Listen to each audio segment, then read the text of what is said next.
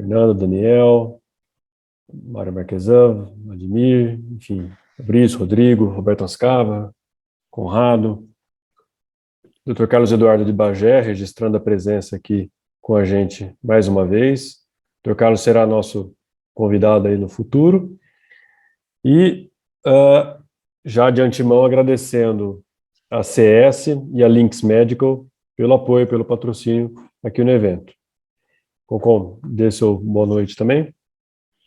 Boa noite a todos. Para a gente é mais uma noite de bastante alegria em poder estar recebendo todos vocês, e hoje realmente com dois temas fantásticos que nós vamos ter. Primeiro, sobre a colangioscopia, realmente esse lançamento, essa novidade, que esses recursos estão chegando para a gente. E segundo, na aula do vinho, o Fabrício que se atreve a falar da Toscana brasileira. Eu quero ver ele falar uma Toscana aqui no Brasil, estou ansioso para conhecer, ok? Muito bem, então, para a gente começar as apresentações de hoje, eu vou convidar o Fabrício Bagaroli. Acho que a maioria de vocês aqui já conhece o Fabrício, é um grande parceiro nosso aqui há muito tempo. Fabrício, a Vecchio Mundo, a empresa do Fabrício, é quem conseguiu manter aqui o Gasto com Vinho, a bola quicando, porque diante de todas as dificuldades que a gente enfrentou aí na pandemia, vocês podem imaginar que as lojas, as revendedoras de vinho também tiveram suas próprias dificuldades. Até a própria Vecchio Mundo, que nasceu com uma intenção, né, de trabalhar com o velho mundo, teve que dar uma reinventada, depois você explica aí, Fabrício, e acabou garimpando coisas aqui no Brasil. Foi uma grata surpresa, e o próprio portfólio do Fabrício mudou depois disso, né? A ponto agora até de já contarmos com uma marca própria do Fabrício. Acho que também, Fabrício, você fica à vontade de falar isso também durante sua apresentação. E hoje, sinal dessa parceria, né? Nós conseguimos trazer, nós na verdade ofertamos aí antes da aula de hoje um vinho que fez um grande sucesso numa das apresentações do ano passado, que é um Taná brasileiro, né? Que quando nós degustamos aqui foi uma enorme surpresa, foi um dos vinhos mais elogiados aqui, um vinho que tem um potencial de guarda, e era um vinho 2014, e o Fabrício falou, olha, acabou de sair a safra 2016, o vinho está excelente, corre para pegar, porque eu lembro que da outra vez a gente teve que restringir a compra ao número de garrafas, porque não tinha garrafa para todo mundo, estava uma loucura, todo mundo caçando esse vinho, e aí o Fabrício proporcionou essa oportunidade para a gente, que a gente lá no grupo falou, recomendo, porque o negócio é bom, né? E realmente para quem fez a solicitação do vinho, percebeu que a vantagem foi enorme, seja pela qualidade do vinho, que vocês provavelmente vão degustar aqui hoje, seja pela questão até financeira, porque os apoios aí da ACS e da Lynx Medical permitiram que esse vinho saísse por um preço, né, fantástico. Então, fica aqui minha dica para todo mundo, né? Não percam essas oportunidades. Marcelo, E aí, Oi. Só lembrando também que o Gasto com Vinho ele já está mantendo e conseguindo manter, com toda essa pandemia, sempre com o apoio da SciTech. E realmente a SciTech é uma parceira grande do Gasto com Vinho já há muito tempo, e hoje com a participação da Sinara, que está aqui junto com a gente, representando a SciTech. Então, para nós, um agradecimento importante à SciTech. Perfeito, Concon. A gente fala até a CS e SciTech já se confundem, né? O nome de uma com a outra para a gente já é sinônimo, né? Mas é isso aí, bem-vinda, Sinara, e aproveite aqui a reunião. Bom, então eu vou passar a palavra para o Fabrício. Fabrício, fica à vontade na sua apresentação. Você tem um desafio agora que é tentar convencer o pessoal aí que temos uma Toscana no Brasil. Então, fique aí à vontade.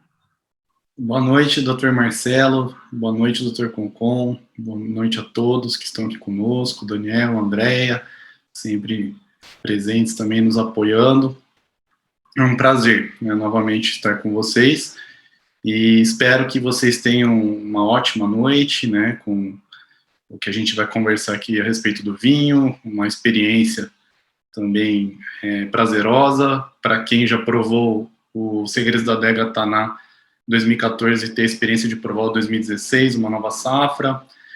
E para quem não provou ainda o vinho, né, ter essa oportunidade hoje. Por que a gente, né, na verdade não fui eu que me atrevi a colocar, né, esse apelido em Monte Belo do Sul como a Toscana brasileira. Isso já está famoso para todo mundo que vai lá no Vale dos Vinhedos, né, já tem essa fama já de Monte Belo do Sul ser a Toscana brasileira. Eu vou mostrar para vocês, vai ter também aqui um vídeo do proprietário da vinícola, né, Casa Marques Pereira, que tem essa linha super premium, que é a Segredos da Adega, e eu acho que vocês vão entender por que Monte Belo do Sul hoje é considerado a nossa Toscana, e para quem não conhece, eu recomendo que conheça.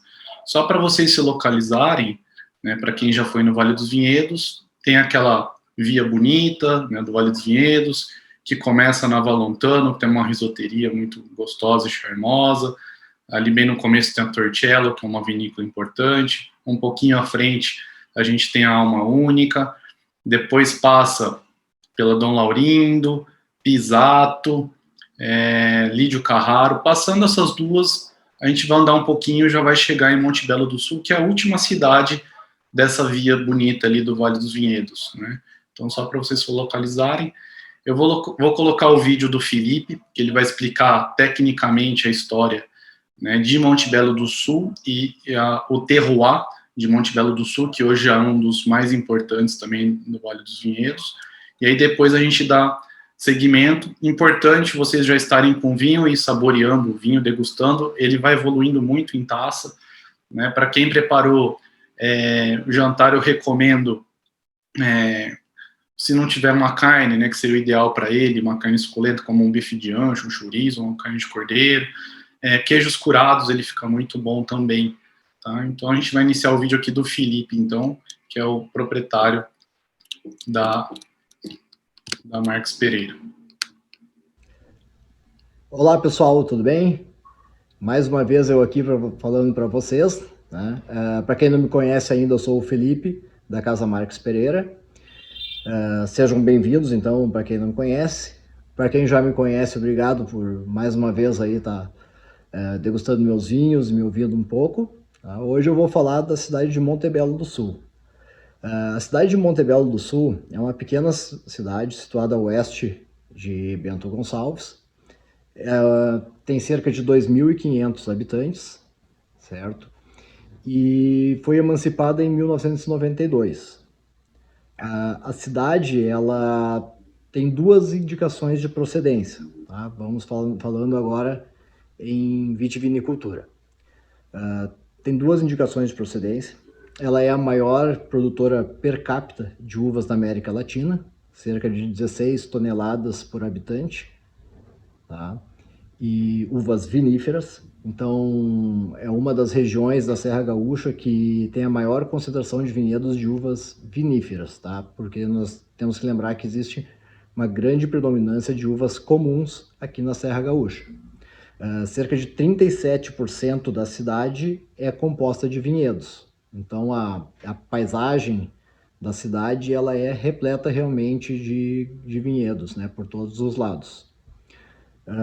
Em 2013, a cidade ganhou a IP Montebello, certo? A IP Montebello, 80% da área dela fica dentro da cidade de Montebello do Sul, e o restante entra um pouco em Bento Gonçalves e Santa Teresa. Ela é a indicação de procedência mais baixa em relação ao Rio das Antas, tá? Altitude mínima de 349 metros em relação ao rio, isso se falando da IP, tá? Porque a cidade tem regiões aí com cerca de 100 metros de altitude, mas falando da IP, a altitude mínima de 349 e a máxima de 650, ficando numa média de 465 metros a grande predominância dos vinhedos na cidade. Essa influência do rio traz muito calor para a área da IP e também traz algumas características da neblina que nos períodos de floração ajuda a ter menor formação das geadas. Então, tem regiões que são muito privilegiadas por essa neblina que acaba dissipando a formação da geada nesses períodos, certo? Uma outra IP que possui Monte Belo do Sul é a IP Vale dos Vinhedos. Só que essa, cerca de 11% da IP Vale dos Vinhedos fica dentro da cidade de Montebello do Sul. Então, ela não cobre a maior parte da cidade. Se falando da IP Montebello, nós temos uma associação de produtores, a Probelo, certo? E essa IP ela é a única IP que possui uma levedura própria. Essa levedura, que foi isolada pelos técnicos da Embrapa, no estudo aí de vinhedos da cidade, ela se mostrou muito interessante para a produção de vinhos. Uma característica dela é trazer notas de mel, de favo de mel e de torrado para o vinho, certo? Considerando que 70%, cerca de 70% das características organoléticas de um vinho decorrem do processo fermentativo, o fato de ter uma levedura própria traz bastante singularidade para os vinhos da cidade. Ainda que hoje muitos poucos produtores têm feito vinhos com essa levedura. No caso da Casa Marques Pereira, nós produzimos o Chardonnay As Torres, que é fermentado com essa levedura. Se falando do terroir da Casa Marques Pereira, a Quinta Daurada, ela fica bem no meio aí da região da IP, e como características nós estamos no meio de dois vales, na parte mais alta de uma montanha, e nós temos influência em um dos vales direta do Rio das Antas, que traz ondas de calor, no inverno traz essa cerração, que evita a formação da geada, e também no período do outono, né? Do outono não, da primavera, quando está havendo a floração. E enquanto que o outro vale, ele traz bastante corrente de ar. Então isso faz que na propriedade nós temos abundância de circulação de ar e temperaturas altas. Isso vai resultar num melhor amadurecimento das uvas e numa melhora da condição de sanidade, porque a maior circulação de ar evita que retenha a umidade em folhas e tudo mais e venha trazer doenças para a parreira. Então, essas condições ajudam muito, né, na condição de sanidade. Nas partes mais altas, geralmente nós colocamos as cepas que são um pouco mais tardias ou que são mais sensíveis, como o caso, por exemplo, do Pinot Noir. Por quê?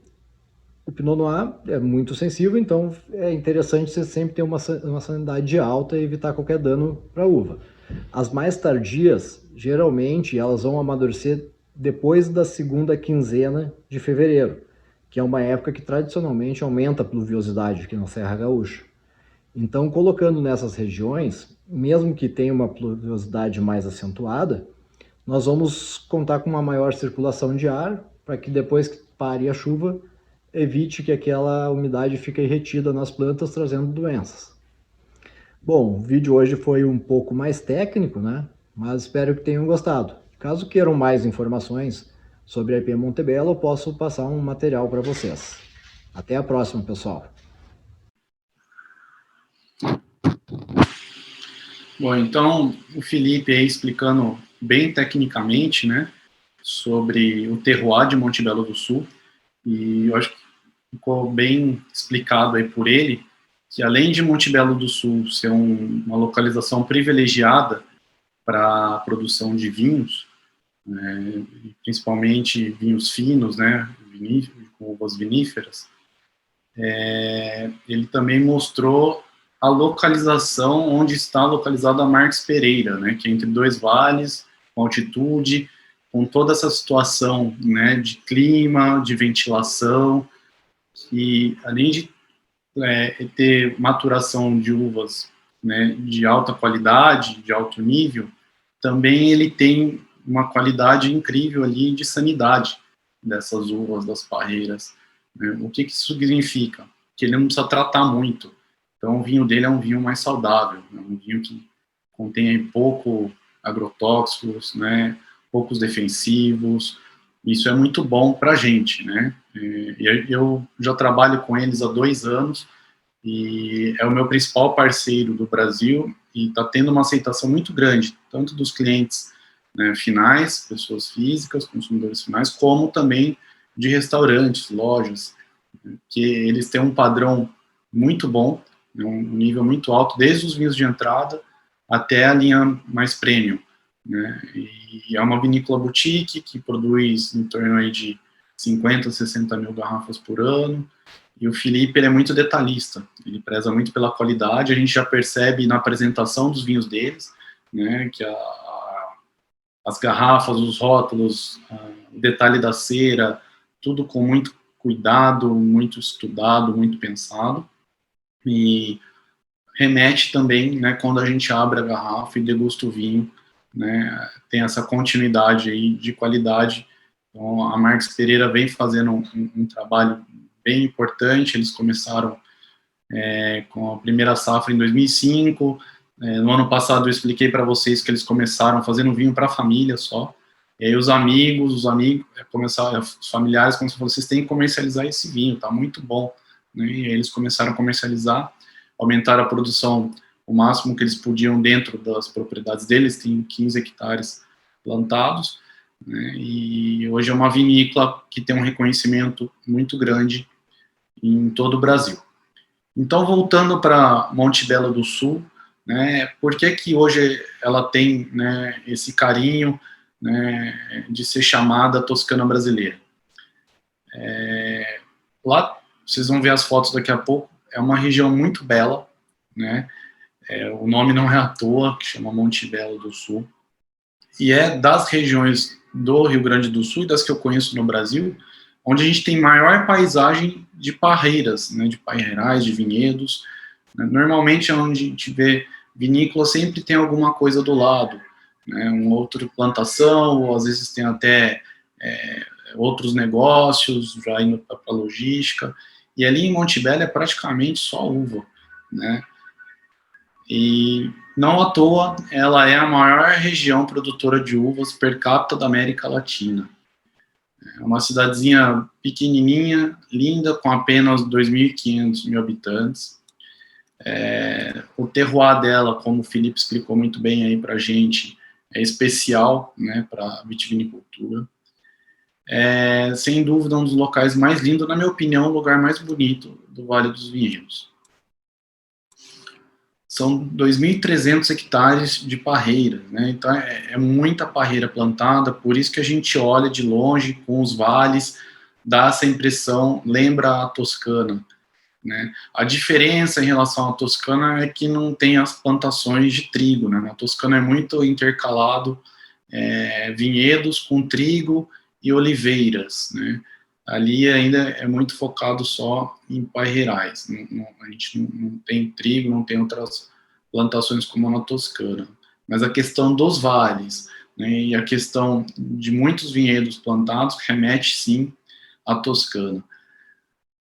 Outra coisa muito importante, a maioria das plantações do Rio Grande do Sul são de uvas comuns, né, uvas americanas, que a gente fala, que vai produzir a uva de mesa ou vai produzir o vinho de garrafão, aquele vinho do dia a dia, né, com as uvas Bordeaux, Niagara, Isabel, entre outras, né. E lá em Monte Belo já é um terroir muito selecionado, muito seletivo, onde 40% das plantações são de cepas viníferas. Então isso mostra a vocação, né, e a qualidade desse terroir de Monte Belo do Sul. É muito acima da média dos outros locais.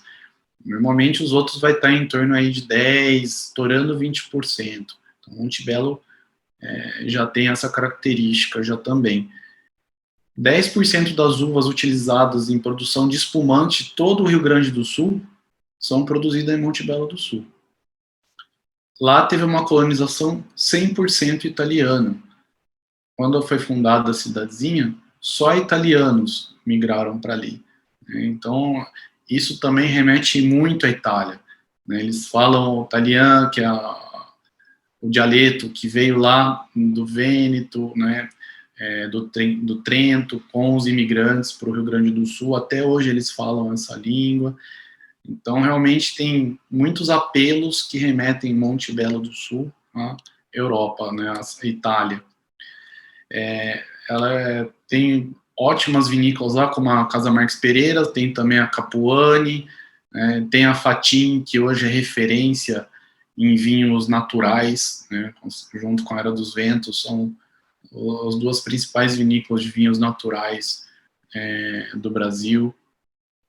Tem a Causa, que é uma vinícola que está fazendo um trabalho incrível com as cepas italianas, eles têm um excelente Nebbiolo, Barbera, Sangiovese. Então é uma região que está em evidência e que tem muita qualidade.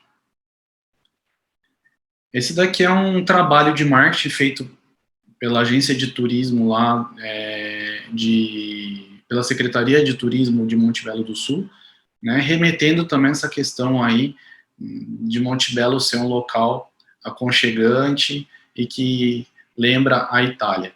Então, eles colocam: venha viver como em uma pequena cidade italiana.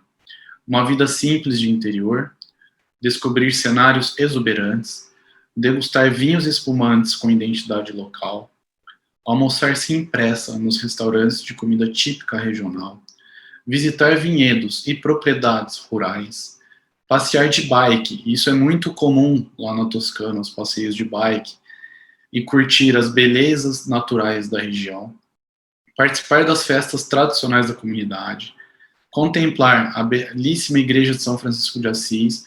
Assis, na Itália, está na Úmbria, né, mas é perto da Toscana, um pouquinho abaixo da Toscana, então também tem esse apelo de São Francisco de Assis, né, que é um santo muito importante lá na Itália e no mundo, protetor dos animais. Levar para casa as massas frescas feitas pelas nonas, né, e isso aí a gente herdou deles, né, dos italianos, dos nossos ascendentes. E o parlar, né, o falar o italiano, que é o dialeto que os imigrantes trouxeram lá do norte da Itália.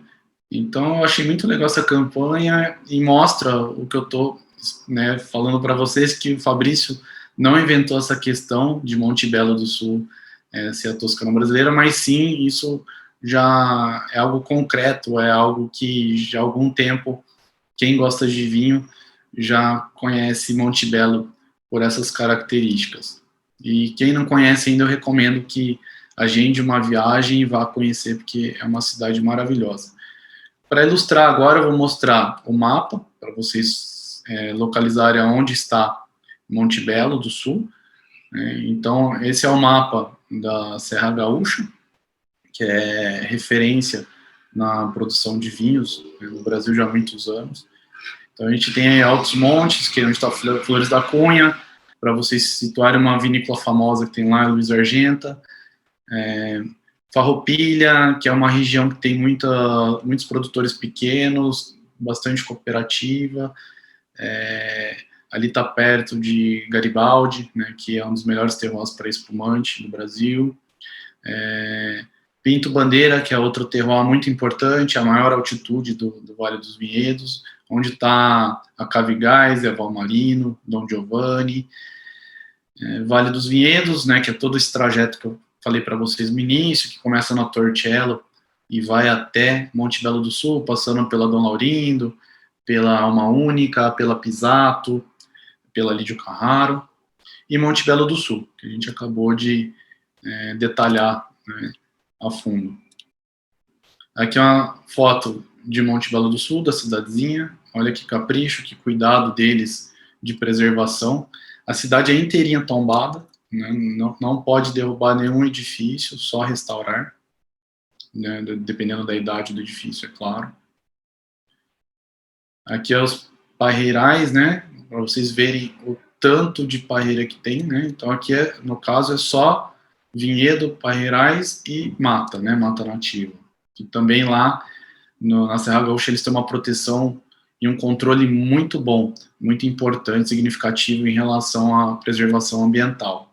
Então, as propriedades, elas têm que preservar um percentual da mata nativa, senão ela é multada.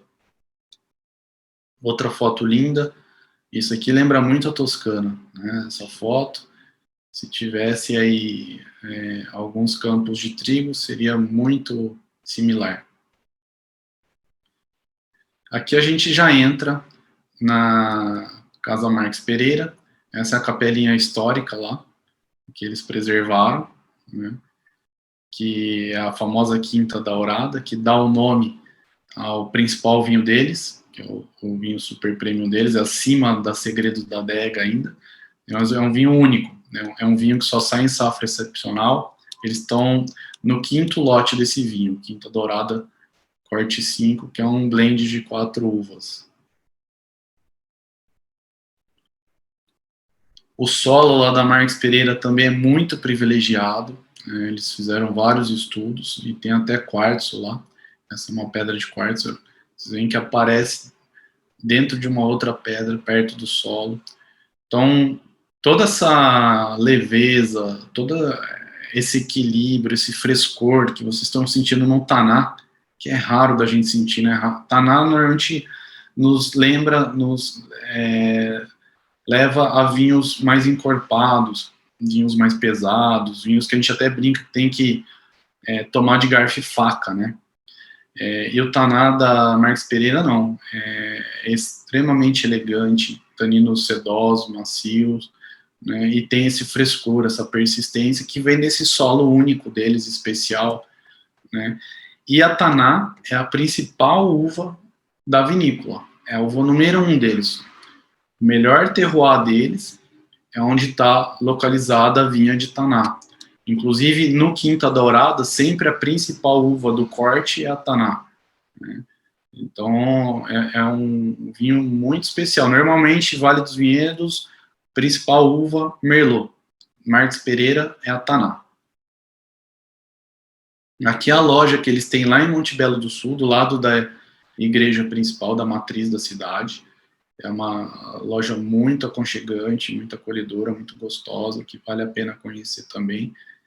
E eles funcionam lá direto, de segunda a segunda. Eles têm 15 hectares de vinhas, a altitude deles varia de 446 a 543 metros. O clima lá do Rio Grande do Sul, né, do Vale, é temperado e úmido. O solo é arenoso argiloso, profundo, sobre uma camada, né, embaixo de tudo isso ainda tem um solo que vem de basalto, né, daí também toda a mineralidade, o frescor dos vinhos da Marques Pereira, aliado ainda a essas manchas, né, que tem até de ametista, quartzo, cristais, né. Onde está plantada a Taná, que eu falei para vocês, eles chamam de Cru de Gerivás, né, que é essa mancha, essa parcela de terra deles mais especial.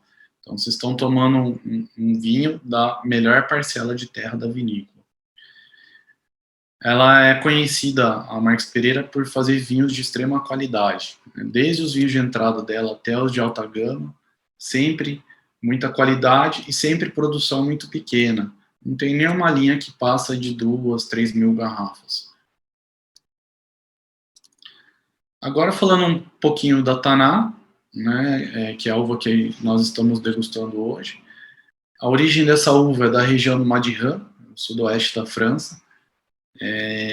Não sei se vocês já provaram, né, mas para quem já provou um vinho de Madiran, um vinho extremamente duro, um vinho que demanda muitos anos de guarda, né, e se a gente for consumir um Madiran com menos de 10 anos, a gente vai ter que decantar ele, né, um bom tempo, vai ter que ter um bom churrasco, uma boa carne para acompanhar, que são vinhos extremamente tânicos e com muita madeira também, tem uma carga de barrica de carvalho bem intensa nesses vinhos. A proposta deles é fazer vinho de guarda, vinho para tomar daqui 20, 30, vinhos que têm capacidade de aguentarem até 50 anos tranquilamente, os vinhos de Madiran.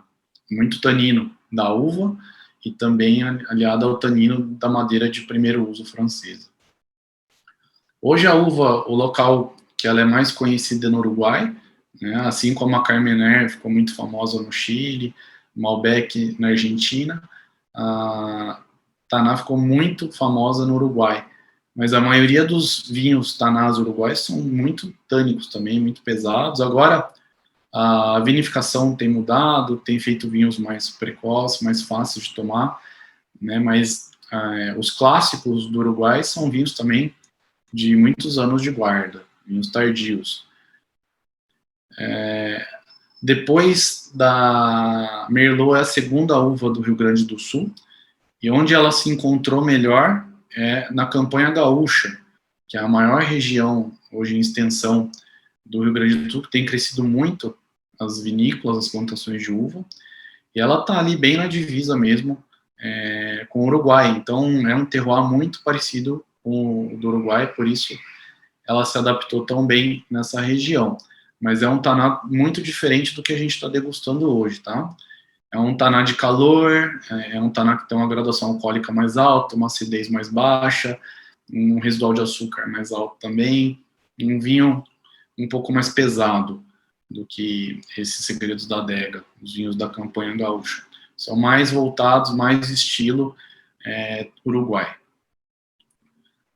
Como eu já tinha falado para vocês, é a principal uva da Casa Marques Pereira, é a uva que eles têm mais cuidado e está plantada na melhor parcela de terra deles.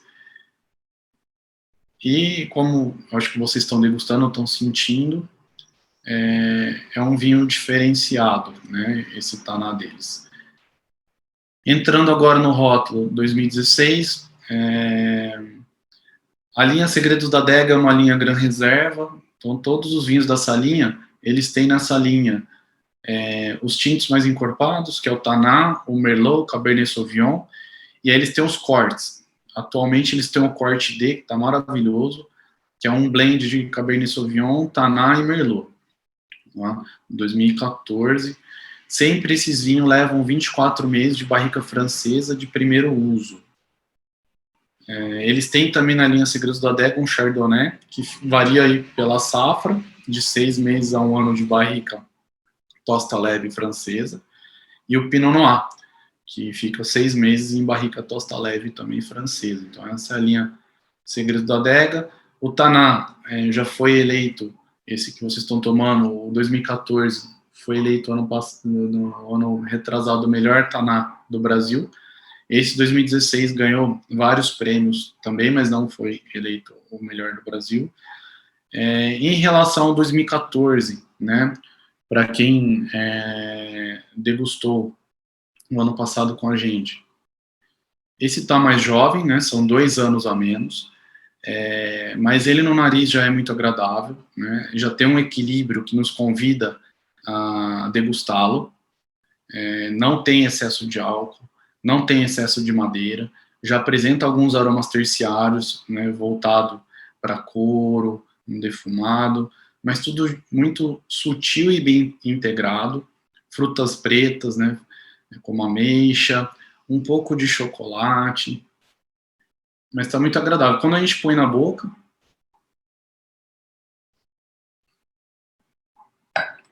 o ataque dele, que a gente fala, a entrada na boca, é macia, é agradável, o tanino não agride a gengiva, a boca, né?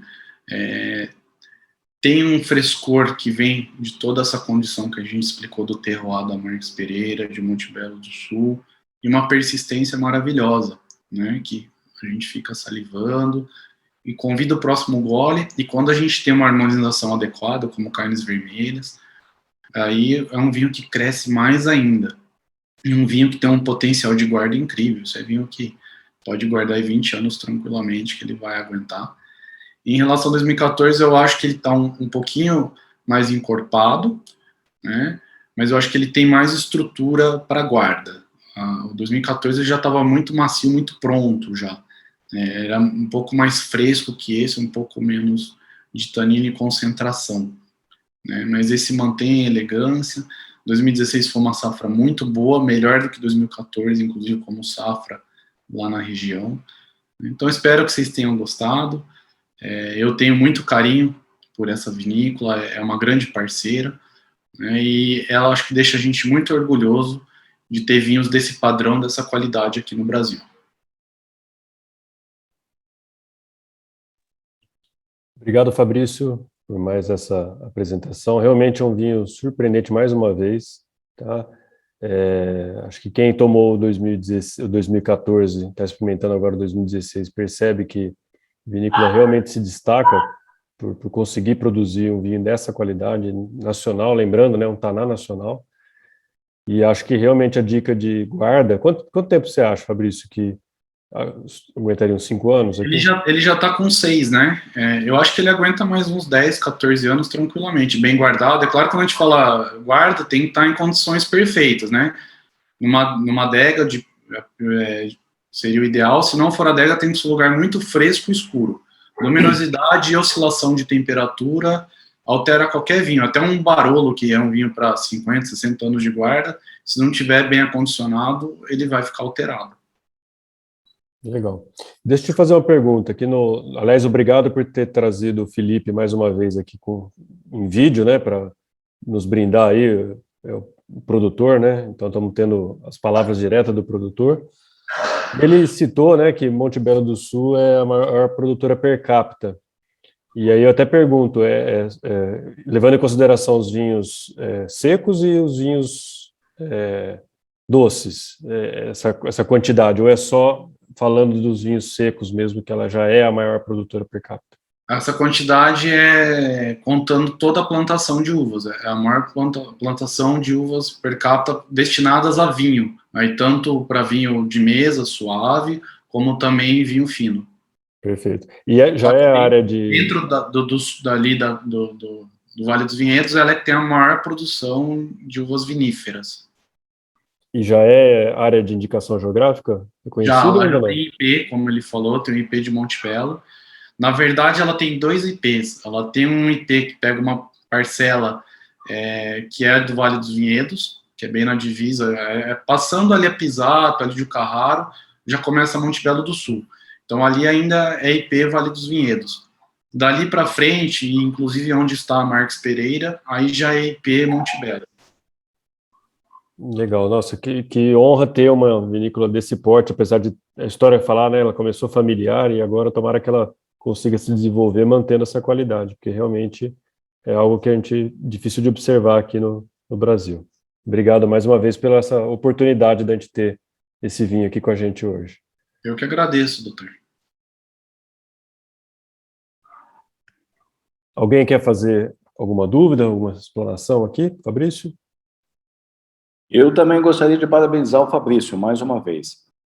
Realmente trazer para a gente essas oportunidades de conhecer, né? E agora reforçar até os segredos da adega. Quando ele falou na Toscana brasileira, eu fiquei meio assim, intrigado, mas as 2 vezes que eu fui lá para o Vale dos Vinhedos, eu fui no Vale dos Vinhedos e Pinto Bandeira, mas eu não fui até Monte Alegre. Então, realmente, eu não conhecia ainda a Toscana brasileira. Se eu já estava querendo voltar, agora, mais do que nunca, voltar para conhecer Monte Alegre e a Toscana brasileira, que as fotos realmente são fantásticas. Monte Belo.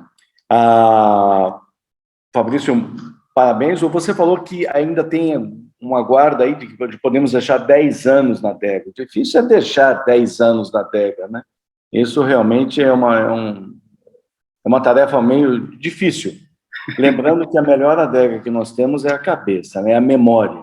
Então, realmente, eu acho que deixar 10 anos, eu realmente não consigo. Felizmente ou infelizmente, né?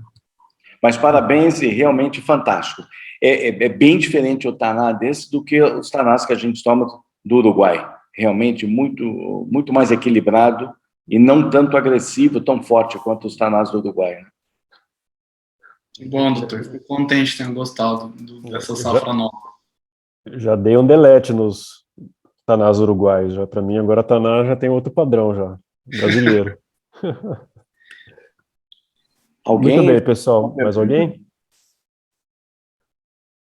Então, já vou agradecer o Fabrício mais uma vez. Vou passar a palavra agora para o lançamento nacional. Temos mais um lançamento nacional aqui no Gasto com Vinho. Isso para a gente é uma grande honra.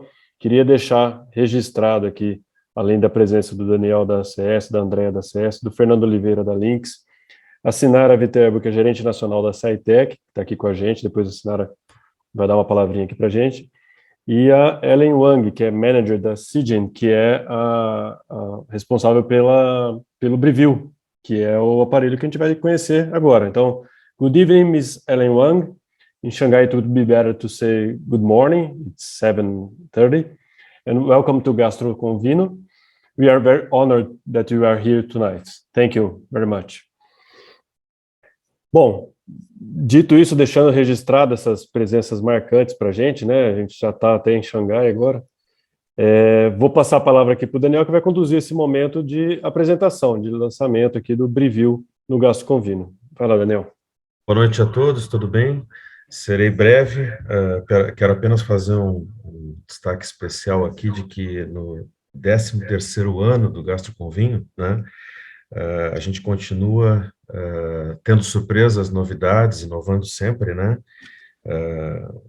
É um evento dedicado à paixão que o Dr. Concon e o Marcelo têm pelo vinho, pelo gastro, pela endo e pela cirurgia, né? Talvez esse seja o segredo de durar 13 anos, né? E mais de 100 palestrantes, fornecedores de vinho e patrocinadores também, né? Porque aqui vai também uma mensagem afetiva, no sentido de que não é só uma questão de suporte financeiro, é uma questão de envolvimento afetivo com o evento. Nós temos 13 anos de um grande envolvimento afetivo com o evento e sua organização. E como o Marcelo bem frisou, hoje a gente tem a participação maciça, né? Sinara, Helen, Fernando, todos aqui juntos, né, pelo Brivil. Lembrando que o colangioscópio, né, é mais uma novidade que os senhores veem quando vão aos eventos, a gente vê nos eventos internacionais, fica com o olho brilhando de ver o quanto essas tecnologias estão pelo mundo, e vocês mesmos sabem o esforço e a dificuldade que é trazer uma tecnologia dessas para o Brasil, ainda mais o Brasil de hoje, que a gente sabe que não está fácil para ninguém, né? Então, estamos juntos, né? A SciTech tem feito, né, pela obesidade, tem feito também pelo tratamento com próteses, um bem enorme para a endoscopia no Brasil, tem procurado, com grande esforço, fazer esse trabalho de trazer essas novidades, a Lynx também, e agora a Shanghai Seagen, que eu vou pedir a gentileza para o Albert de passar o vídeo, que é um vídeo de 1 minuto e pouquinho, 59 segundos, para que vocês, antes do Dr. Moura entrar com as novidades, para que vocês tenham um pouquinho de repertório sobre quem é essa companhia, que fora do Brasil já tem alguns anos de sucesso, e que agora está vindo para o Brasil pelas mãos aí da Lynx com o Fernando e da SciTech com a Sinara. Pode soltar o vídeo, por gentileza, Albert?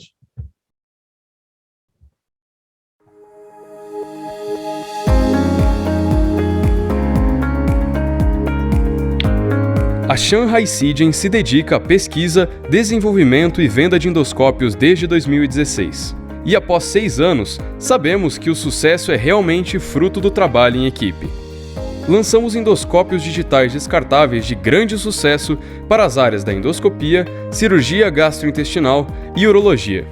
Nossa criatividade nos permite desenvolver patentes inovadoras e de imediata aplicação clínica, sempre com base na ISO 13485. Buscamos todos os dias comunicar nossa capacidade de inovar e cooperar com o ecossistema da saúde, por meio de parcerias estratégicas de grande futuro. Somos a Shanghai Seagen e a Lynx Medical é nossa parceira no Brasil. Muito obrigado, Fernando, Sinara, Helen e Dr. Moura, por nos proporcionar esse momento, mais uma vez, né, de um gastro com vinho com inovação. Muito obrigado. Obrigado, Daniel. E nós gostaríamos já de agradecer o nosso palestrante de hoje, professor Eduardo Moura, que mais uma vez está junto com a gente, atendendo aos nossos convites de participar do Gastro com Vinho. O professor Moura, que é o diretor do Serviço de Endoscopia Gastrointestinal do Hospital das Clínicas da Faculdade de Medicina da USP, e toda vez que nós o convidamos, ele realmente está participando com a gente. E o professor Moura, com toda a sua agenda, com todos os seus compromissos, não só de trabalhos, mas compromissos científicos a nível internacional, ele sempre está disposto a participar com o gastro com vino. Hoje, e agora, nesses últimos meses, o tempo do professor Moura, ele tem mais um conflito de interesse, que agora são os netos, que agora fazem parte da agenda dele, e mesmo assim, com os netos gritando vovô Edu, ele está aqui com a gente e veio participar. Professor Moura, é uma honra tê-lo mais uma vez aqui com a gente. Edu, muito obrigado por estar aqui com a gente, e você viu que a sua palestra tem gente assistindo do outro lado do planeta, ok? O Gastro com Vino realmente está inovando, hein? Seja bem-vindo mais uma vez. Bom, primeiro eu queria agradecer o convite do Admar, do Marcelo, do Fernando, para a gente conversar um pouquinho aqui sobre a colangioscopia. Mas antes eu vou começar com duas reclamações. A primeira é que eu escutei o vinho, adorei, mas não recebi para estar tomando aqui junto com vocês. O Fernandão está me devendo essa garrafa. E a segunda é que o Admar me mandou uma mensagem: Edu, como é que eu te anuncio? Aí eu coloquei lá: se anuncia que eu sou seu amigo desde o século passado. E ele não falou isso, tá vendo? Esse é o mais relevante. Nós fomos amigos desde a época da residência de cirurgia aqui do HC, e na época que eu vim fazer endoscopia, a minha dupla da endoscopia era o Admar. Então, obviamente, que se ele me convidar 100 vezes, eu vou vir as 100 vezes. Isso não resta nenhuma dúvida, porque o carinho que a gente tem é um carinho de irmão. Então, eu me sinto super à vontade de poder estar aqui conversando um pouquinho com vocês. Queria muito agradecer mais uma vez o convite da Lynx e da Cytec. Acho de suma importância a gente ter diferentes opções de colangioscópios para a gente poder alcançar aquilo que a gente mais deseja, que é um exame de qualidade, trazendo benefício para o paciente. Eu vou pedir desculpa para vocês que nessa apresentação ela está em espanhol, porque recentemente eu dei essa mesma aula para o pessoal da Argentina, e a maioria dos aspectos que a gente vai aqui discutir tem um pouco da experiência que a gente teve ao longo do tempo com outro modelo de colangioscópio. Mas eu vou mostrar para vocês a imagem que a gente tem de um exame que nós fizemos logo no início, que o Fernando trouxe para nós conhecermos o aparelho, e aí vocês vão ver que patamar de imagem que vocês estão, que no meu entendimento é o melhor patamar de imagem no momento de colangioscopia. Então, eu vou compartilhar aqui a tela. Vamos, por que não entrou aqui? Deixa eu só voltar aqui um pouquinho aqui. Eu quero ver se eu vou conseguir compartilhar. Agora foi. Aqui está. Vocês estão vendo a minha tela direitinho? Então, perfeito. Maravilha. Sim. Então, vamos discutir um pouquinho sobre esse assunto. A gente pode até lembrar, eu vou só minimizar aqui um pouquinho isso, a gente deve até lembrar que as estenoses biliares elas podem provocar disfunção hepatobiliar, levando até mesmo a insuficiência hepática. E por isso é de fundamental importância que a gente possa ter acesso para drenagem biliar ou mesmo pela uma drenagem cirúrgica. E para que isso ocorra com exatidão, você precisa ter um diagnóstico de precisão. E nesse sentido, você precisa definir, seja para o endoscopista ou seja para o cirurgião, se você está diante de uma lesão benigna ou de uma lesão maligna. E aí, por que não está mudando aqui? Não está mudando aqui a tela, agora mudou. Benigna ou maligna. E, para tanto, se hoje em dia nós temos a colangioscopia, eu não tenho nenhuma dúvida que a gente vai conseguir ofertar para o nosso paciente um diagnóstico de muito mais precisão, separando aquilo que é estenose benigna daquilo que é estenose maligna, e particularmente dando todas as suas características. Está apresentando na tela, acho que eu recebi aqui uma mensagem, está errado aqui? Doutor Eduardo, boa noite, é o Robert da SMCC.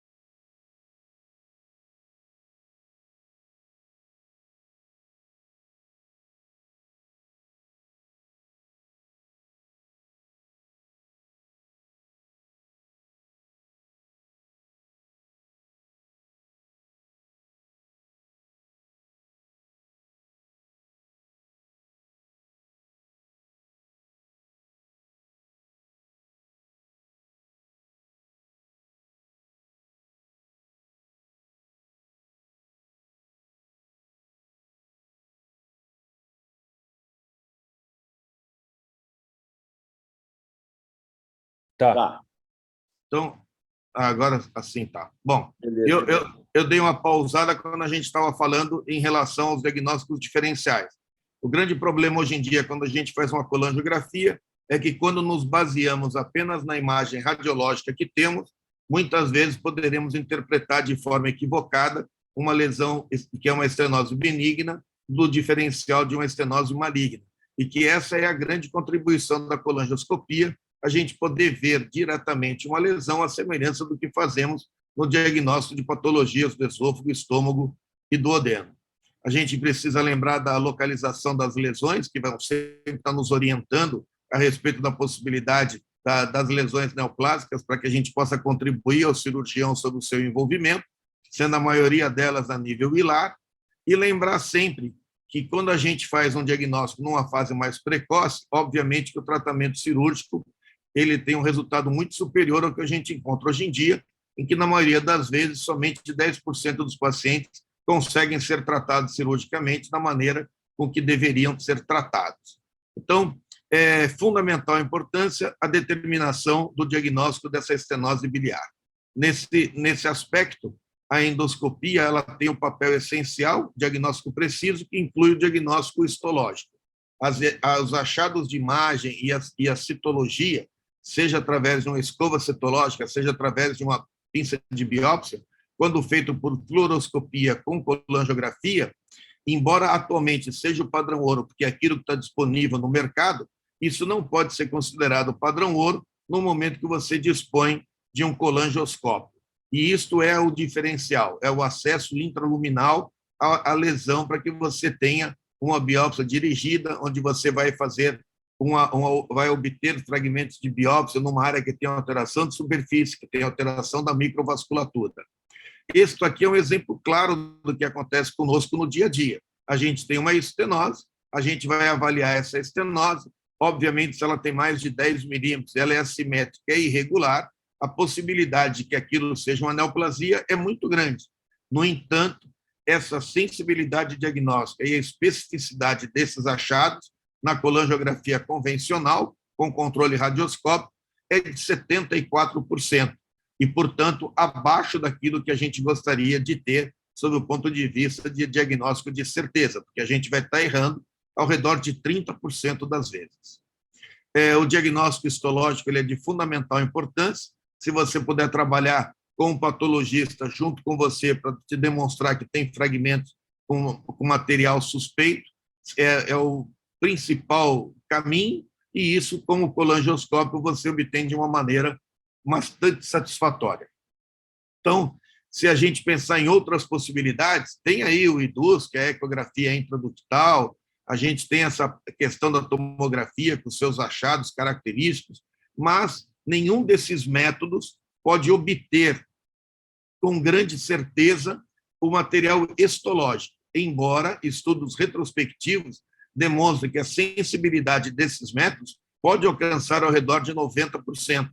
E isso já é um ganho. Então, você gradativamente, agregando a tomografia ao achado da colangiografia convencional e a ecoendoscopia intraductal, você já consegue ter uma possibilidade de êxito diagnóstico muito alta, mas você ainda vai depender de ter dado uma certa sorte nesse momento, porque você pode muitas vezes estar manipulando e obtendo material de uma área de fibrose, de uma área que não representa aquela neoplasia, mesmo sendo uma lesão maligna. Portanto, o teu diagnóstico de equívoco ainda é elevado. Quais são os 3 enfoques de uma colangiografia endoscópica? É a citologia, e antigamente você poderia fazer isso por aspiração do suco biliar, a citologia com escovado e a biópsia com forceps. É nisso que a gente vai estar trabalhando agora. Veja que se a gente fizer a citologia por aspiração, a sensibilidade é extremamente baixa, de 6% a 24%. Se a gente for pensar das pinças com biópsia, isso varia muito na literatura. Veja que vai de 43% a 81%. Qual que é a justificativa para isso? É justamente, primeiro, que você está fazendo uma biópsia às cegas e você, muitas vezes, não consegue abrir a pinça convencional dentro daquela área de maior significância, que normalmente é uma área de maior estreitamento. Então, quais são os métodos de aquisição deste tecido que agora se apresentam de uma maneira mais adequada? É a colangioscopia peroral, que a gente vai discutir bastante sobre isso, a endomicroscopia confocal, a ecoendoscopia, que hoje em dia permite que você possa, com agulha fina, fazer uma biópsia e obter material. Se a gente for comparar a colangio com a colangioscopia, veja que a colangioscopia tem uma precisão muito maior. Você sai de uma acurácia que girava ao redor de 38% para 84%. Quando a gente vai tentar montar um algoritmo, a gente pega uma investigação dessa estenose indeterminada, sempre começando com uma tomografia ou com uma ressonância magnética. E aí você vai ter avaliações, se a estenose é intrahepática, se a estenose é do hépato colédoco proximal, se a estenose é do hépato colédoco médio distal. Se você tiver uma estenose intrahepática, uma colangiografia com escovado e mais biópsia é a indicação inicial, mas se você tiver a oportunidade de tratar lesões mais distais, a ecoendoscopia pode te dar esse suporte, mas ela é ruim quando você pensa numa estenose intrahepática. Se você tem uma lesão nodular por ecoendoscopia, você pode pulsionar, você pode usar microfórceps e obter material de biópsia. Ao passo que quando você tem outro padrão de lesão nodular ou lesão mista, até mesmo o PAF pode ser indicado. Mas qual é o papel disso? Se você tiver esses resultados positivos, é uma maravilha. Você fechou o teu diagnóstico. Mas se você não conseguir, com tudo isso que você já fez tomografia ou ressonância, você já fez uma ecoendoscopia, você já fez uma punção e ainda não tem diagnóstico, aí você vai ter que ir para uma colangioscopia. Isto, provavelmente, com o passar do tempo, deverá se modificar, porque eu imagino que a colangioscopia no futuro, desde que tenha esta possibilidade de ordem financeira que seja mais acessível, ela vai passar a fazer parte de um exame convencional, como nós fazemos uma endoscopia, uma colonoscopia. Será muito prático fazer uma CPRE e utilizar um colangioscópio, até mesmo em patologias benignas, como cálculo, para verificar se nós retiramos todos esses cálculos. Então, a gama de possibilidades da indicação da colangioscopia e também a possibilidade de fazer a biópsia direcionada, ela vai vir com bastante força mais para frente. E eu acho que, num futuro bastante próximo, vai ter um acesso muito grande a essas pessoas. Então, qual é a indicação diagnóstica? Então, a gente tem aquilo que está muito bem estabelecido, né? É uma avaliação de uma biópsia dirigida de uma estenose biliar, mas ela também pode ser ampliada. Você pode fazer uma avaliação pré-operatória de extensão de lesões biliares.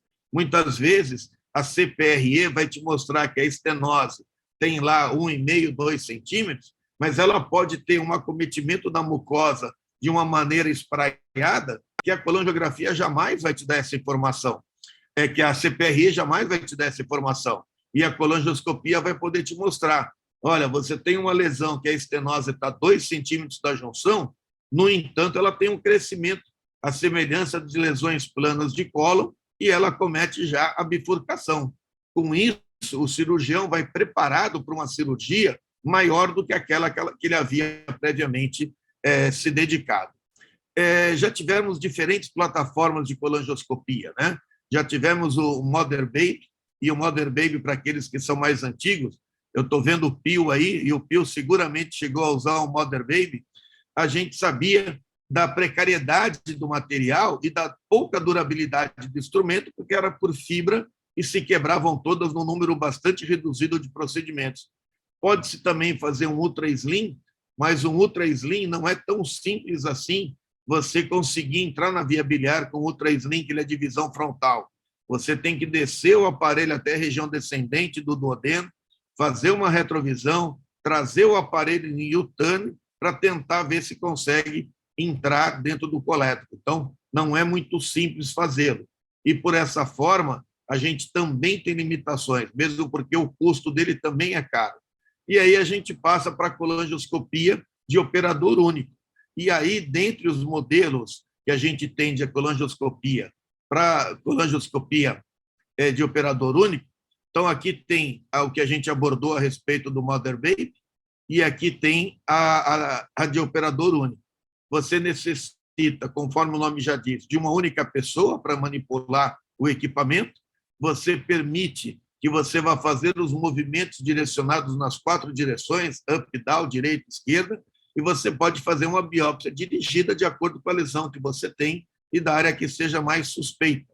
E, além disso, já estão se desenvolvendo diversos acessórios que vão poder fazer com que você resseque até mesmo lesões polipóides de pequenas dimensões, que você possa utilizar balões, que você possa utilizar passagem de guias, possa utilizar redes coletoras. Isso tudo é possível para poder se fazer também a litotripsia. Então, veja que a gama de oportunidades é muito grande.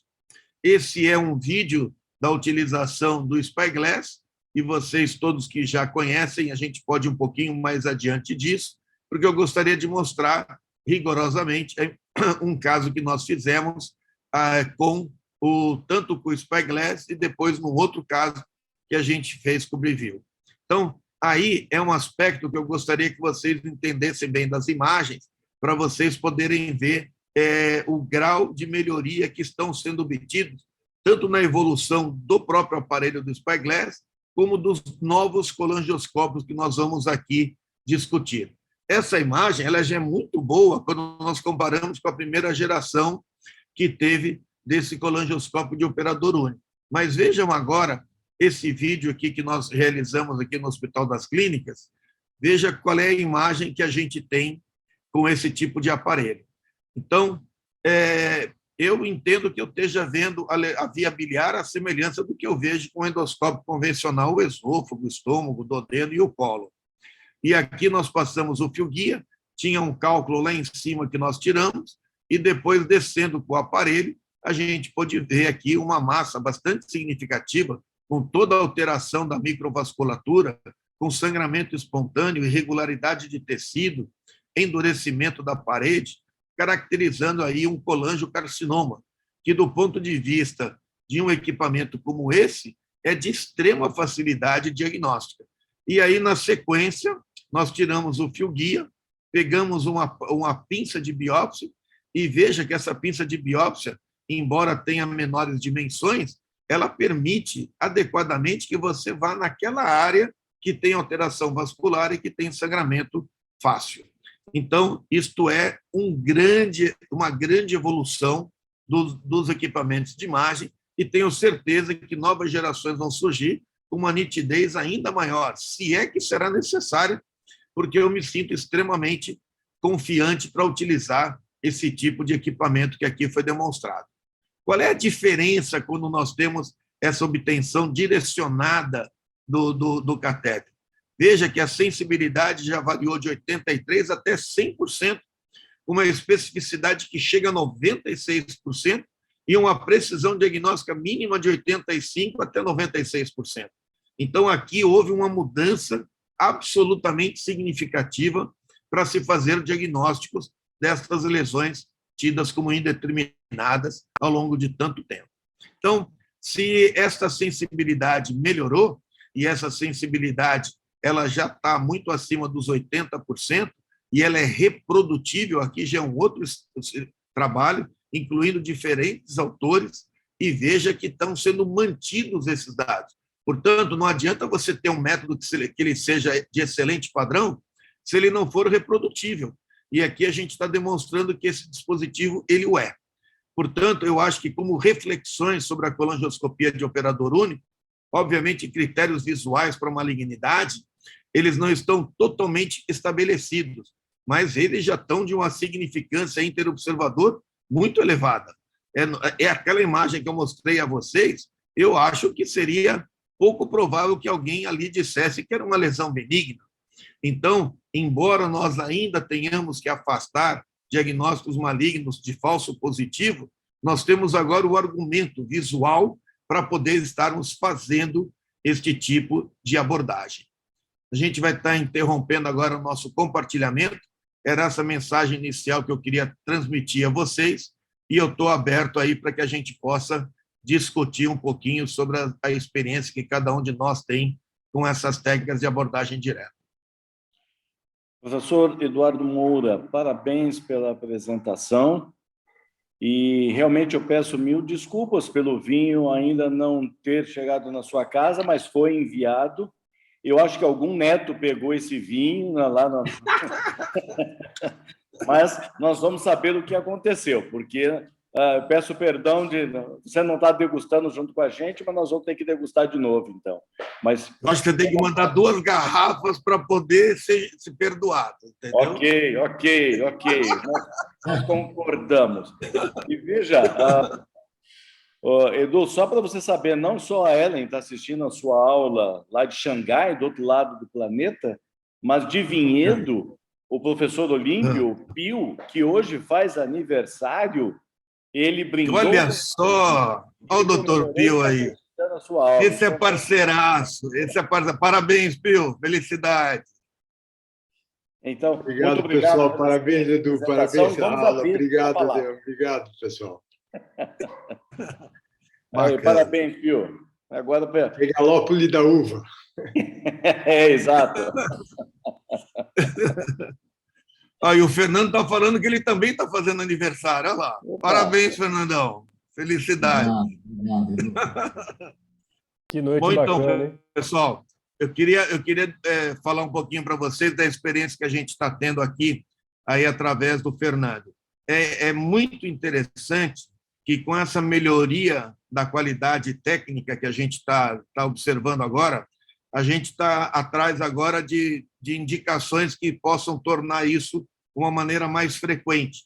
E uma das indicações que a gente vê, fora daquilo que a gente já abordou, das estenoses indeterminadas, é aquele grupo de pacientes que tem cálculos múltiplos, que a gente retira cálculo, e a gente faz uma colangiografia, a gente faz uma CPRE, ao final, aparentemente não tem absolutamente nada.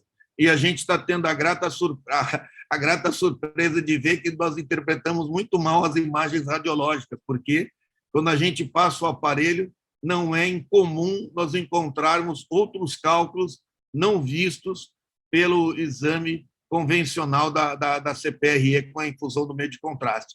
Então, eu acho que isso, com o tempo, vai se tornar uma rotina, não vai ser conduta de exceção, e sim vai ser critérios de indicação bastante claras. Quando a gente tiver os critérios de cálculos difíceis, a colangioscopia ela vai ser mandatória, assim como ela é mandatória, no meu entendimento, quando a gente tem uma estenose biliar indeterminada, ou mesmo para tratar a estenose pós-transplante hepático, que foi um protocolo que nós fizemos aqui no HC, em que ele permitiu que nós identificássemos necrose de mucosa, coisa que jamais a gente poderia afirmar isso pelo CPRE convencional. Ele demonstrou para nós o tanto de fio que a gente vê em anastomose coledociana, que o cirurgião nem tem ideia que tudo aquilo vai para dentro do lúmen, alterações acentuadas do eixo, que para a gente conseguir vencer aquilo, tem que ter o colangioscópio para nos orientar a passagem do fio-guia, senão o fio-guia fica batendo e fica redundante e retorna. Então, eu vejo que a gente tem aí um caminho bastante longo a ser percorrido e que é só uma questão de tempo para isso se tornar cada vez mais frequente no nosso meio. Excelente considerações. Edu, alguém gostaria de fazer alguma pergunta ao professor Eduardo? Alguma consideração? Professor, Marcelo? Em relação às lesões intrahepáticas, qual a capacidade do colangioscópio, do Brivil, de atingir porções mais proximais aí do via biliar? Naquele caso que eu mostrei anteriormente, a gente teve a oportunidade de tentar entender melhor, porque uma coisa é todos nós conhecemos segmentações hepáticas, todos nós conhecemos as posições que aprendemos durante uma CPRE. Agora a gente precisa aprender como é que é o aspecto da segmentação intrahepática com o colangioscópio, porque nós nos perdemos um pouco. Às vezes nós estamos num ramo anterior que numa CPRE convencional com contraste nos demonstra uma posição um pouco mais posteriorizada ou lateral, e provavelmente a gente tem muitas dificuldades de passar fio-guia, porque a gente está colocando o fio-guia em local inadequado, quando a colangioscopia poderá te direcionar para um local mais correto. E a gente fez isso nesse caso da colangioscopia. Aquele cálculo que eu mostrei foi um achado. A gente não tinha visto aquele cálculo em momento nenhum. A gente se concentrou na imagem da CPRE com contraste, e na hora que eu entrei, eu fui olhar todos os segmentos intrahepáticos, e aí eu colocava o colangioscópio, ligava a radioscopia para tentar fazer uma consideração anatômica. E aí a gente viu que a interpretação nossa não estava totalmente correta. Então, acho que isso é outra coisa que a colangioscopia vai nos trazer.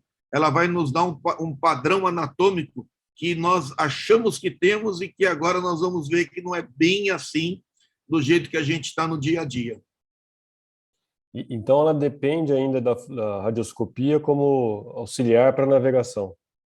Eu acho que nessa fase de aprendizado, sim. Eu acho que depois, talvez não. Porque a gente tem que lembrar que quando a gente está entrando, muitas vezes a imagem está invertida, né? Então, a gente tem que mudar um pouquinho o nosso cérebro, né? A gente tem que imaginar que a gente está fazendo tudo ao contrário, como a gente fazia antigamente na CPRE, quando a gente, pelo menos eu fazia isso, o Pio fazia também, que já tem bastante tempo. Aí eu vou mexer com o Pio lá, que ele só está fazendo 30 anos agora, mas ele tem um pouco mais de endoscopia. E o aparelho de radioscopia, ele não invertia a imagem. A gente fazia a colangioscopia com a imagem totalmente invertida, ela não consertava. Hoje é uma moleza, você põe o radioscópio, você aperta a tecla, ele fica do jeito que você quiser. Mas naquela época a conversa era diferente, né, Pio? Então, essas coisas elas são interessantes, é sempre um aprendizado, por isso que a gente nunca deixa de estudar, né? Porque a gente tem a consciência que a gente não sabe absolutamente nada, ou pelo menos sabe muito pouco, deveria saber muito mais. Edu, até fazer uma pergunta aí, assim, concordo plenamente contigo, acho que isso deve chegar de uma maneira muito mais forte e vai ser, se Deus quiser, uma rotina para a gente. Queria saber a sua experiência, o que acaba acontecendo muito especial aqui na Unicamp, estenoses benignas, pós-transplante ou pós-colicistée, iatrogênica e tal. Você coloca uma prótese, 2 próteses, aí você vai tentar trocar essa prótese depois de 3, 4 meses, não consegue, o paciente volta 6 meses depois, aí você tira a prótese, tira um pouquinho de cálculo e lá em cima lotado de cálculo e você não consegue limpar. Você tem experiência com esse tipo de paciente com a colectoscopia, no sentido de fazer uma limpeza e conseguir depois tirar as próteses? Porque a gente vê esses pacientes trocando prótese, parece que o resto da vida vai ter que trocar prótese. Você tem alguma experiência? Eu acho que esse aí é um problema. Nós fizemos esse trabalho que eu comentava pós-transplante hepático e a gente começou a identificar características que a gente não imaginava durante a CPRE convencional. Então, eu acho que a gente vai conseguir, no futuro, ter uma classificação sobre esses aspectos de doenças benignas com essas estenoses, em que a gente vai falar, olha, aqui não adianta a gente continuar fazendo na endoscopia, porque a gente tem essa e essa tal característica que já demonstrou que ela falha ao longo do tempo. Então, talvez seja mais adequado que você possa transformar isso num procedimento cirúrgico do que a gente ficar insistindo com a endoscopia. Então, aquilo que eu comentava um pouco antes, eu vejo alterações de eixo tão filiformes, tão diferenciadas quando a gente passa um colangioscópio, e depois eu fico pensando, caramba, isso aqui tem mais de 10 milímetros, tem um trajeto de difícil reparação, eu vou ficar insistindo, eu não vou resolver o problema do paciente. E, por outro lado, também a gente tem estenoses, que na hora que a gente olha, a gente vê que ela é muito pequenininha, que ela é mais estreita, que é de mais fácil tratamento, e aí a gente vai e limpa toda a via biliar para cima, tira todos aqueles cálculos, que normalmente não são cálculos duros, né? São cálculos bastante moles, a maioria deles são barro-biliares, e a gente resolve em definitivo o paciente.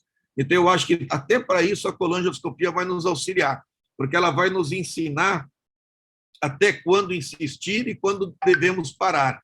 Isso baseado em algumas classificações que a gente vai estar fazendo aí ao longo do tempo. É isso. Excelente. Alguém gostaria de fazer alguma pergunta mais? Fabrício, acho que é fácil. Fabrício, está fechado o microfone. Agora abriu. Isso. Agora Boa abriu, noite. Fabrício. Boa Estou te noite. ouvindo. Parabéns, Eduardo. Excelente Obrigado. aula aí, para variar. Eduardo, é o seguinte, você vê espaço para colangioscopia perioral nos casos de fístula biliar? Você vê, seria em todos os casos? Ou porque muitas vezes a gente faz a colangioscopia, a colangiografia, vê o escape, mas confesso que na grande maioria das vezes eu não faço ideia de onde está vindo o escape. A impressão que eu tenho é que normalmente a gente consegue tratar bem essas fístulas, né? É difícil a gente ter uma fístula aí que fique intratável nas vias biliares com as técnicas convencionais que a gente utiliza. Talvez naquelas fístulas que sejam persistentes, a gente possa fazer uso da colangioscopia para tentar entender o porquê que a gente não conseguiu resolvê-las. Mas eu não acho que a colangioscopia possa contribuir de imediato, porque na maioria das vezes, se a gente fizer uma papilotomia, ou se a gente, em alguns casos, agregar um stent, a gente vai resolver esse problema. Então, talvez a gente deva fazer isso naqueles casos que tivemos insucesso. E outra contribuição importante que eu acho é da pancreatoscopia, né? Cada vez mais a gente tem aí essas lesões pancreáticas aumentando e talvez a gente possa contribuir também com essas biópsias dirigidas, minimizando as complicações advindas de punções. Então, a gente talvez tenha aí uma contribuição mais para frente também na pancreatoscopia. Naquele grupo de pacientes que tem pancreatite crônica, que você pode agregar litotripsia, que você pode tentar tratar aquele Wilson. Tem algumas considerações aí que talvez possam ser bastante úteis. Perfeito. Obrigado.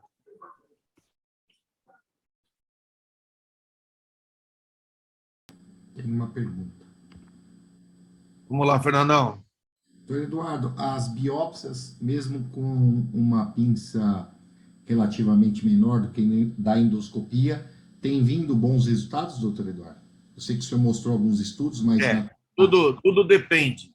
Se você tiver uma área com essa alteração vascular, como a gente mostrou, essa alteração de superfície, e você tiver uma consistência que permita que você arranque aquele tecido para biópsia, vai muito bem.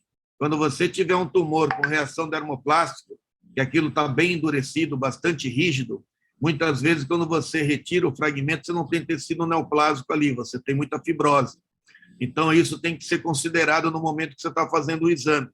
É por isso que, em algumas vezes, você tem um patologista on-site e você poder pedir a ele, porque o problema é que o patologista não precisa entender é que no momento que você está com o patologista em sala, ele não está lá para te dizer o tipo histológico, isso daí ele vai fazer depois em parafina. Ele está lá para dizer para você se ele encontrou alguma célula provavelmente neoplásica ou não, se ele tem material para ele avaliar.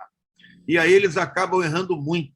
É difícil você ter um patologista que você ponha na sala para te acompanhar, porque a citopatologia de via biliar, e principalmente pancreática, é muito difícil para um patologista poder confirmar que aquilo é neoplásico ou não. Então, você muitas vezes está na mão do patologista. Às vezes até material você tem, mas se ele não tiver um treinamento, um conhecimento adequado da patologia biliopancreática, ele vai dar negativo em materiais. Isso já aconteceu bastante conosco. A gente tem aqui no HC uma citopatologista, que é a Daniela Chacon, acho que a maioria das pessoas aí conhece. Ela é voltada para isso, a vida inteira ela ficou estudando pâncreas. Você dá para ela um material pequeno, exíguo, ela consegue te responder. Tem outros que você faz um monte de biópsia e continua no vazio. Então, a gente ainda está dependendo do patologista para melhorar a nossa acurácia. A gente pode estar no material, a gente pode estar no local certo, a gente pode estar biopsiando certo, e mesmo assim ainda não vi um resultado de acordo com aquilo que a gente está pleiteando. Legal.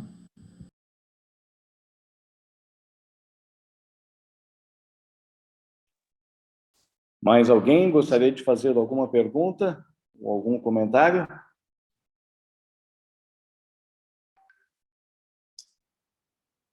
Ok, acho que, professor Moro, o recado foi dado. lançamento nacional foi feito.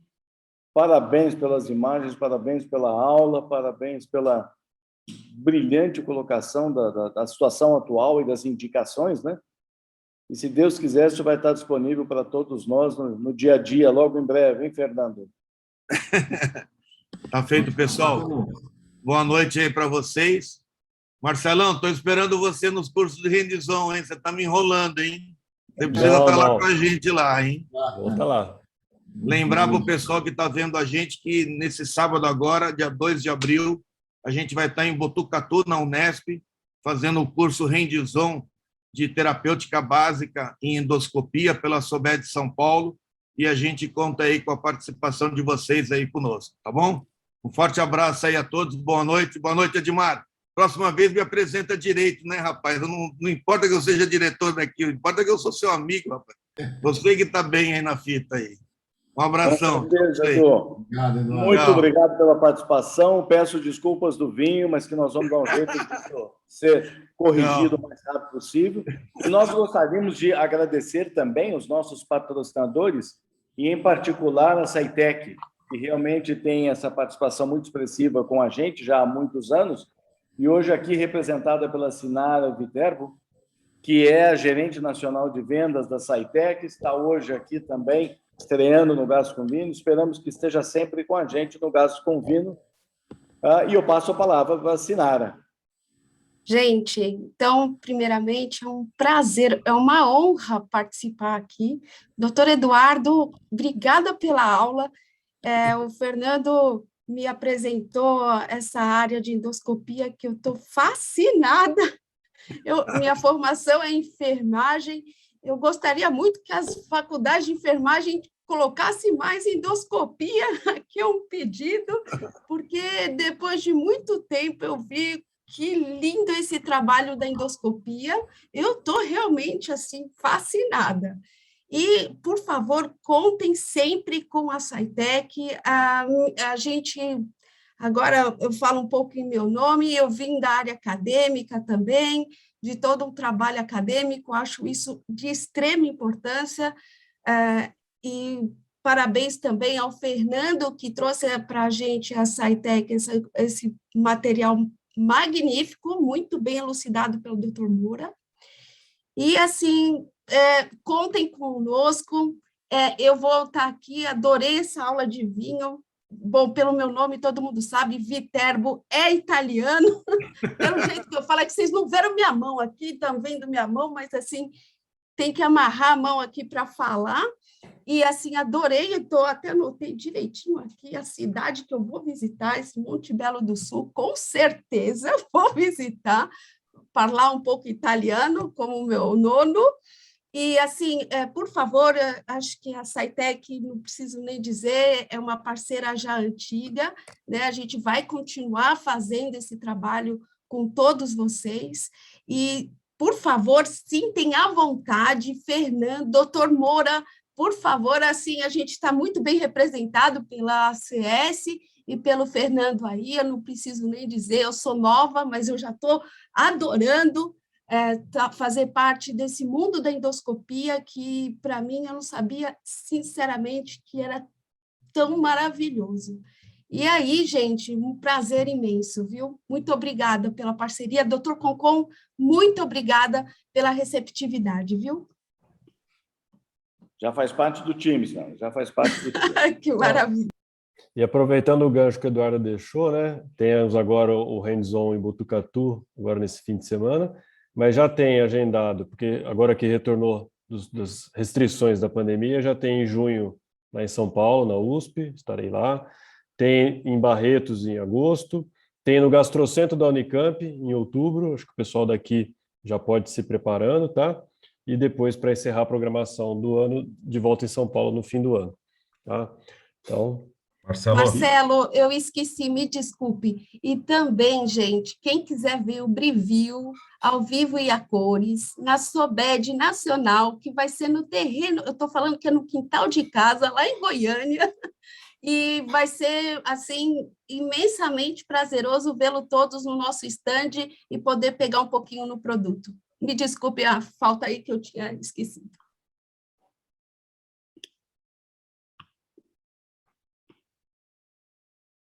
Excelente. Mais alguém gostaria de fazer algum comentário? Bom, eu aproveito também para parabenizar o professor Moura por todo o trabalho à frente da SUBET São Paulo. Impressionante a agenda e a oportunidade que a gente tem de assistir aulas terças, quintas e sábados e realmente não para. Show de bola. É impressionante.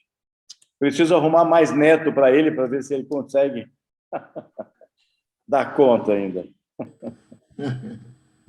Gente, então, vamos encerrar o Gás Convino mais uma vez. Muito obrigado. Agradecer de coração o Daniel e a Andréia, da CS, que realmente estão sempre com a gente em toda a organização, em toda a programação.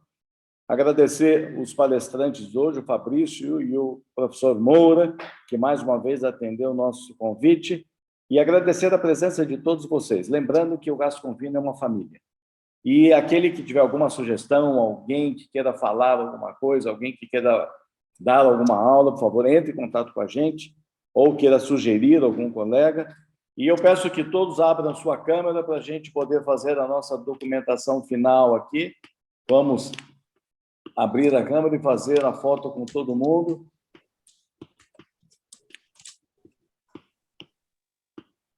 Ai, Edu, desculpa, eu vou brindar, mas eu estou devendo essa, Ave Maria. Mas, nós vamos compensar. Eu ganhei 5 garrafas, viu, Edu? Pode reclamar, com todo o direito. Foi pro Olímpio, então, você já sabe de quem cobrar. Foi pro Olímpio, é verdade. Foi pro Pio, é? Senhores, um brinde a todos vocês, a todas as suas famílias. Pio, feliz aniversário. Parabéns, Pio. Parabéns, Fernando. Obrigado, também. pessoal. Obrigado ao Fernando todos. também, Obrigado. Feliz aniversário. Obrigado. Parabéns, Fernando. Obrigado, Toninho. Sorriam, vamos lá. Foi. 1, 2, 3, X. Dani. Eu falo que eu estou bem emocionada. Você falou. Boa noite, então, pessoal. Boa noite a todos. Até a próxima, então. Boa noite a todos. Boa noite.